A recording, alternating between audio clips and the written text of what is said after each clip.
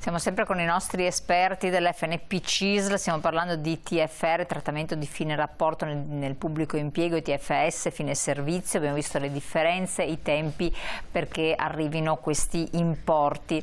Vediamo anche supportati dalle slide successive, quindi a questo punto la 3 e la 4, quando viene pagato il TFS. Prego. Allora qui vediamo che scatta l'ulteriore tagliola il momento in cui invece di aspettare un anno uno deve aspettare 2 anni, a cui aggiungere sempre i 3 mesi con cui l'INPS si prende il tempo per poterle erogare senza dover pagare gli interessi legali che da questo ne scaturiscono. Allora anche qui vedete ci sono le cosiddette pensioni anticipate, nel senso che chi raggiunge il massimo dei requisiti della Fornero, per le donne 41 anni e 10 mesi, per gli uomini oggi 42 anni e 10 mesi, prima di vedere quello che è il giusto compenso rispetto al trattamento di fine servizio, qui scatta la tagliola dei 24 mesi. Cioè non più un anno come i 67-68, ma rispetto all'età individuale, dal momento in cui io ho fatto domanda per poter andare in pensione, scattano i 2 anni, i 24 mesi più 3 di lasco di tempo che viene preso. Anche qui abbiamo messo quota 100, 102, 103 perché l'età in cui uno può chiedere la maturazione di questi requisiti pensionistici sono diversi, per cui potrebbe anche addirittura arrivare prima dai 67 anni ad avere diritto, ma sempre aspettando quelli che sono i termini dei 24 mesi di cui si diceva prima. La famosa opzione donna, che comunque sta in qualche maniera diventando un problema, chi l'aveva raggiunto e poteva andare prima ha questa tagliola, essendo una anticipata deve aspettare o i 67 oppure deve aspettare il raggiungimento del requisito. Poi ci sono le dimissioni volontarie. Le dimissioni volontarie sono quando uno non raggiunge il diritto a pensione, se ne va via o altro, lì deve aspettare i termini ordinari che sono quelli della Fornero rispetto al momento in cui uno va in pensione. Stiamo parlando sempre dei dipendenti pubblici. Qui parliamo sempre dei dipendenti pubblici, perché nel privato questo problema non c'è. Quando viene pagato il TFS, qua dice dopo 105 giorni più i soliti 3 mesi, nei casi di inabilità o inidoneità al lavoro o indiretta. Ecco, qui dicevo che è preferibile che questa cosa non avvenga al di là del fatto di avere o non avere, perché significa che uno è in condizioni veramente, come devo dire, cattive. Perché stiamo parlando dell'invalidità, cioè uno che non può più lavorare, va in invalidità, che sia inabilità o altro, allora lì l'istituto ha 15 giorni di tempo più i 3 mesi, perché anche qui l'assurdo, ti do 15 giorni di tempo per erogarli, però ti lascio 3 mesi per non pagare interessi, cioè la comodità della norma che favorisce solo il datore di lavoro, in questo caso lo Stato. L'indiretta è quella pensione che prende la persona, cioè la vedova, quando uno in attività di servizio muore, allora la vedova ha diritto all'indiretta. In questo reversibilità caso no, è diversa. La reversibilità è un'altra cosa, perché come dicevo prima la complessità della materia fa sì che ogni persona purtroppo ha una condizione diversa, ed è qui che entra in gioco la consulenza che noi siamo e dobbiamo dare per poter capire per ognuno qual è l'attività o l'indirizzo a cui dobbiamo dare per potergli far fare la scelta di diffida giusta. L'indiretta è quando uno muore in attività di servizio, la reversibilità la chiamiamo è quando uno già in pensione decede e allora la vedova prende la reversibilità. Ma lì allora il TFS segue il regime ordinario, nel senso, se questo è andato in pensione, il TFS al di là che decede c'è la reversibilità, la vedova ne avrà diritto solo quando scadono i termini con cui questo è andato in pensione. Come vede la complessità è veramente non è facile, bisogna stare molto attenti soprattutto quando si fanno le consulenze, e su questo noi ci stiamo attrezzando al meglio per poter definire proprio questo tipo di problema. Poi in quanto tempo arriva il TFS? Questa è un'altra domanda, no? Eccolo qui. Sì, e qui poi c'è secondo la quantità. Perché anche qui hanno messo un'ulteriore tagliola per non dover sborsare tutto in una volta. Oltre ai tempi in cui si dilatano, c'è l'ulteriore dilatazione che deriva dal fatto che se io ho accumulato una cifra superiore a 50.000 euro lordi, mi scatta un'ulteriore tagliola di 1 anno, e se io fossi nella condizione fortunata di essere un dipendente apicale del pubblico impiego che va anche oltre i 100.000 euro, devo aspettare anche il 3° anno per poter avere erogato la parte finale di quello che è un mio diritto. E qui poi ci sono tutta una serie di situazioni che riguardano anche le tassazioni e quant'altro, ecco. Certo. Come vede... Quindi fino a 50.000 euro in un'unica soluzione, giusto? Sì. Da 50 a 100.000 ci sono 2 rate annuali sostanzialmente, sì. Oltre invece sono 3 rate, più un po' una cosa un po' più lunga. Ma non finisce qui, perché c'è una nuova opportunità, vero? Sì, ci sono le cosiddette anticipazioni, che riguardano i pubblici dipendenti che hanno aderito al cosiddetto fondo credito. Oppure, allora, un pubblico dipendente durante la propria vita lavorativa deve obbligatoriamente aderire al fondo credito pagando uno 0,35 della propria retribuzione, e questo serve ad avere tutta una serie di agevolazioni durante la vita lavorativa. Poi, quando va in pensione, nel momento in cui va in pensione, deve scegliere se continuare l'adesione al fondo credito oppure no.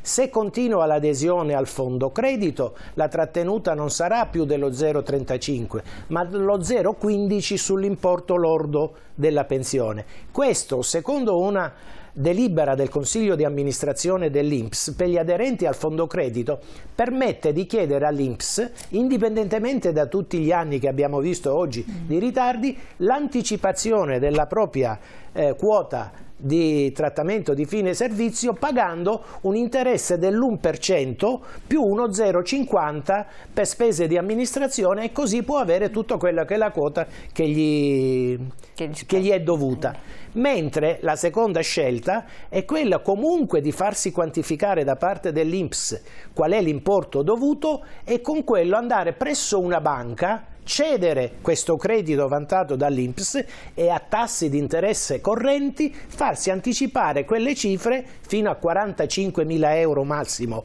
oggi è previsto, che poi l'INPS provvederà a dare direttamente alla banca. Però ci si rimette un po'? Oh sì, i tassi di interesse sono quelli correnti, per cui diventano quelli che abbiamo visto che in questo periodo. Se uno è proprio preso male, però è meglio fare i conti prima, saperlo prima. Ma anche qui ci sono ritardi però, perché tutta questa lavoro che si è creato attorno al trattamento di fine servizio, con la questione organizzativa dell'INPS, i dipendenti che sono venuti a mancare, che non sono sostituiti in tempo, ha creato ritardi anche in questo tipo di erogazione, che può essere anticipata ma comunque non viene sicuramente erogata quando viene chiesta.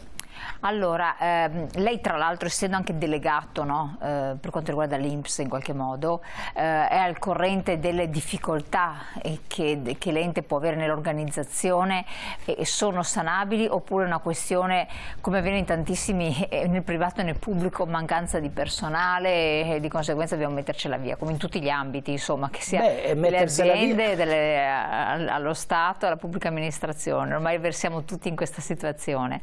Mettersela via è una parola grossa, perché io ritengo che non è così, perché il dipendente pubblico è una persona che è al servizio di tutta la comunità, per cui se non c'è il dipendente i servizi non funzionano.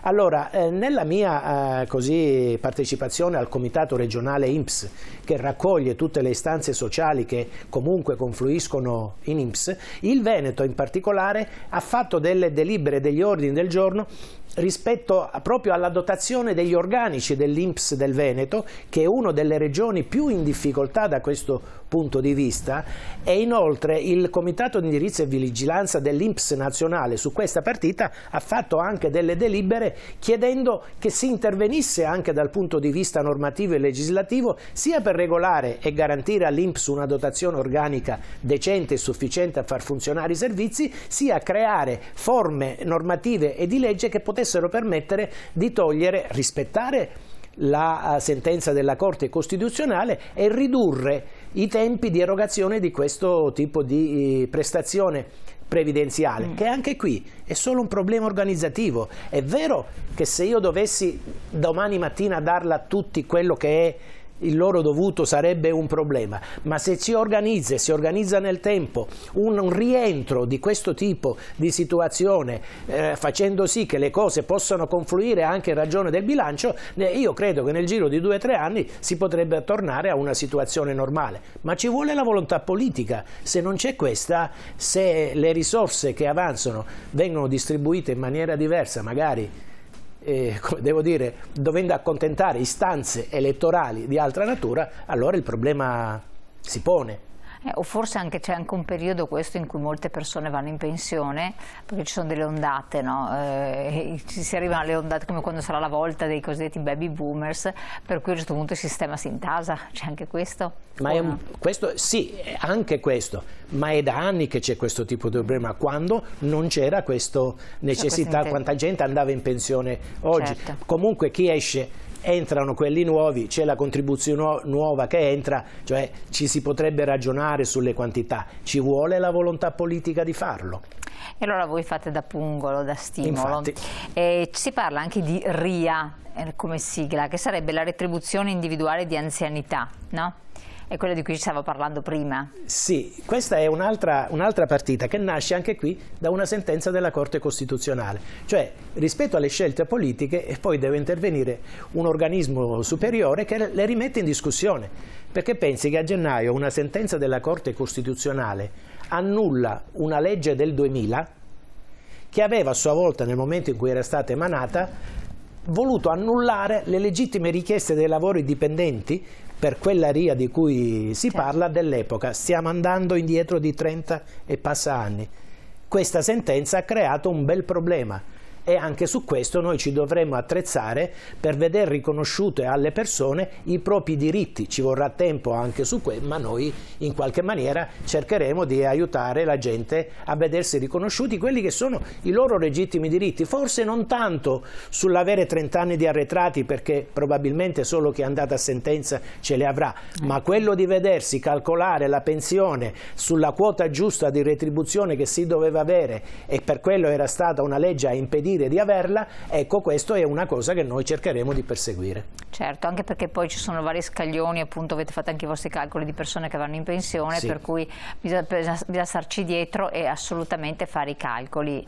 Quindi dipendenti del pubblico impiego, ricordiamo che possono essere anche, non so, gli insegnanti? No, gli insegnanti in questo caso sono fuori. Ah, sono fuori. Allora, qui si tratta soltanto dei ministeriali veri e propri, ministeri, degli enti pubblici non economici, dell'ex post probabilmente. Gli insegnanti sono fuori, così come sono fuori anche gli enti locali, ecco, in quel caso anche le forze armate. Ecco, anche qui la complessità della normativa, qui stiamo parlando di contratti che venivano prima fatti con i decreti del Presidente della Repubblica e che dal 96 in avanti invece sono diventati contratti di diritto privato, le normative che si sono incastrate e su cui comunque ognuno ci ha messo di suo per renderle ancora più complicate.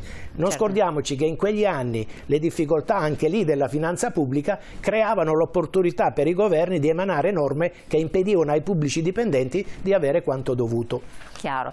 Allora io vi ringrazio, siamo arrivati al termine, grazie anche a lei segretario, ricordiamo gli sportelli per dare una mano a queste persone, vero? Sì, allora velocissimo. Gli sportelli diffonderemo diciamo, ecco, tutti i punti su cui ci sarà l'assistenza alle persone che chiedono un intervento, e soprattutto perché stiamo predisponendo un programma di formazione molto diffuso che coinvolgerà i nostri delegati comunali, territoriali, per essere pronti a dare una risposta ai bisogni delle persone che pensiamo di rappresentare con qualità, come di norma noi riusciamo sempre a fare. Grazie mille. Allora grazie Ivano Cavallin, segretario regionale FNP del Veneto, grazie Francesco Bisognano, collaboratore FNP ed esperto in tematiche previdenziali, componente del comitato regionale INPS come rappresentante della CISL, anche a lei.